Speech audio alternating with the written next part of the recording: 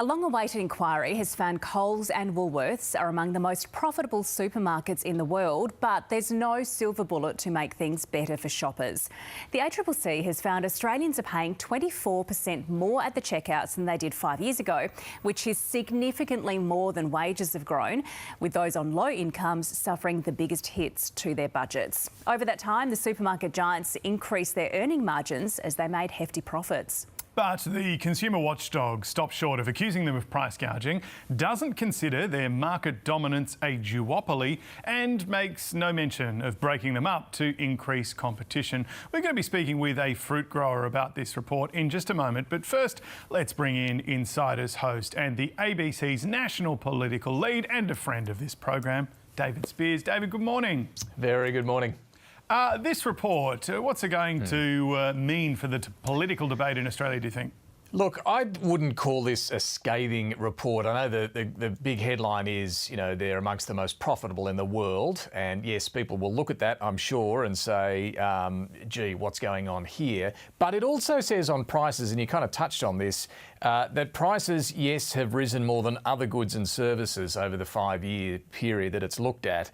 But it's about 24% they've gone up compared to 22% for non-grocery prices, if you like. So it's not that far out of whack with how prices generally across the economy have gone up. Yes, that's more than wages. Yes, that's really hurt a lot of households. And yes, that's what prompted all the pressure for this inquiry to be held.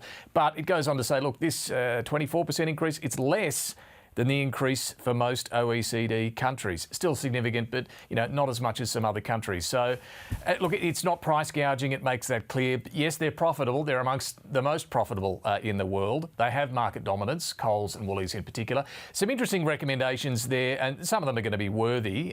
Things like putting their prices online so we can spend the time, have a look at where you can get the cheapest price.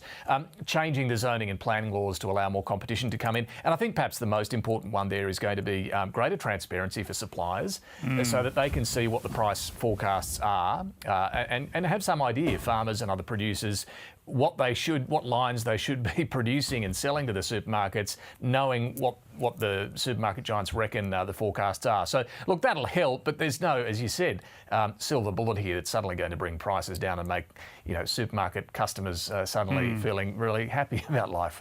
David, we just had the Treasurer, Jim Chalmers, on. We know the budget's only a few days away. Nevertheless, with this, the supermarket inquiry with the findings, people are still struggling. So are we going to see any cost of living relief in the budget, do you think? Yeah, we will. There's no doubt about it. We've seen the government announce a few things leading up to the budget. The latest was yesterday's announcement on medicines, bringing down the price of medicines a bit more. The one you can almost bank is going to be another round of energy bill relief on Tuesday night in the budget. Not confirmed yet, but all the indications from the government are they'll do that again. And there might be even more than that. We'll see. I think the main message from the Treasurer will be that, things are better. We've turned the corner. The worst is behind us. Inflation's come down. We've had one interest rate cut. They're hoping for more, of course. But, and even the migration figures yesterday gave the government some good news that peak in migration's come off.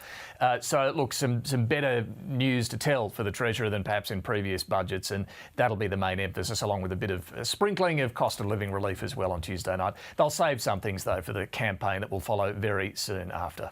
David, I wanted to ask about the opposition this week. There was a report that maybe there was going to be a referendum on dual citizenship. I made a few calls about this and people were like, I don't think that's happening. So what's sort of been going on? I mean, even publicly, we've sort of seen different nuances and different comments. It's been messy, and it's just one policy area that's been a bit messy for the coalition at the worst possible time, right before we go an election. Maybe it's because we've got this interim period where everyone thought we'd be in a campaign. We're not, thanks to Cyclone Alfred, and you've got these things popping up. Look, the backstory here: Peter Dutton has long wanted to do more on the ability for ministers to boot out dual nationals if they're engaged in terrorism or paedophilia. The High Court said no. The courts can do that, not the minister. It shouldn't be the politician who has that power. Peter Dutton wants to change that, but the only way you can do that is with a referendum, and he started floating this as an option. I think he's landed on a position if it would be the break glass option. But really, it's the only option because the High Court's clear. You'd have to change the Constitution, have a referendum to do it. But look, they don't want to commit to doing that. You know, they bag the government for spending too much and wasting too much time on a referendum. It'd be, you know, a dicey one to get up, you would think. So, look, they don't want to commit to it, but they want to have it in the conversation. I think this is really about trying to bring the conversation onto a national security issue, which they much prefer, but I don't think it's worked terribly well for them this week. David, a lot of people are talking about the Trump tariffs, particularly the government and the opposition, as they try to gauge what's going to happen. Do you think Australia will be hit with the next round? It looks like it, and that's the expectation within the government. So first we had steel and aluminium. Next, and this is in about 10 days, we'll find out what the next round is. It could be beef, lamb, seafood, pharmaceuticals, and this would be a much bigger impact on the Australian economy than the aluminium and steel we sell to the United States. We sell far more beef and pharmaceuticals, for example. But no one really knows what will be hit, how hard.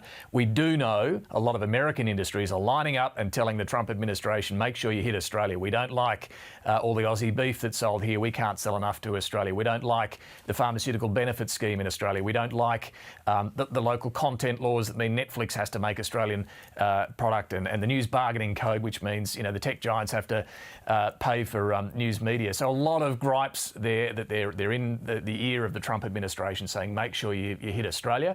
We'll see. It'll be up to the Trump administration. Doesn't seem like there's much the Albanese government's able to do about this to stop it coming, but it's all part of the great uncertainty that we're now living in when it comes to Donald Trump. Big changes to free trade as well, and particularly the free trade agreement that we, of course, have with the United States. David Speers. Remember that one. Thank you very much for your time this morning. Okay, lots more going on in news. Here's Charles with the latest. Thanks, Emma. Basil Zempilas appears set to become the next leader of the WA Liberal Party after Libby Mettam announced she would not seek re-election as leader. Mr Zempilas, a veteran broadcaster and former Perth mayor, was elected to Parliament by a narrow margin in this month's poll. The Liberals will hold a party room meeting next week where all positions will be spilled. Some bus drivers in Hobart will stop collecting fares today as the union takes action against passenger violence. Metro Tasmania says while any action of violence against drivers is unacceptable, the ban is invalid and expects passengers to still pay and drivers to assist. US President Donald Trump has in the past half hour signed an executive order calling for the elimination of the Department of Education. Mr Trump campaigned against the department, arguing it is wasteful and polluted by political ideology. It's likely he will be able to fully dismantle the department, which was created in 1979 without an act of Congress. The department's useful functions and such as, and they're in charge of them, Pell Grants, Title I funding, resources for children with disabilities and special needs will be preserved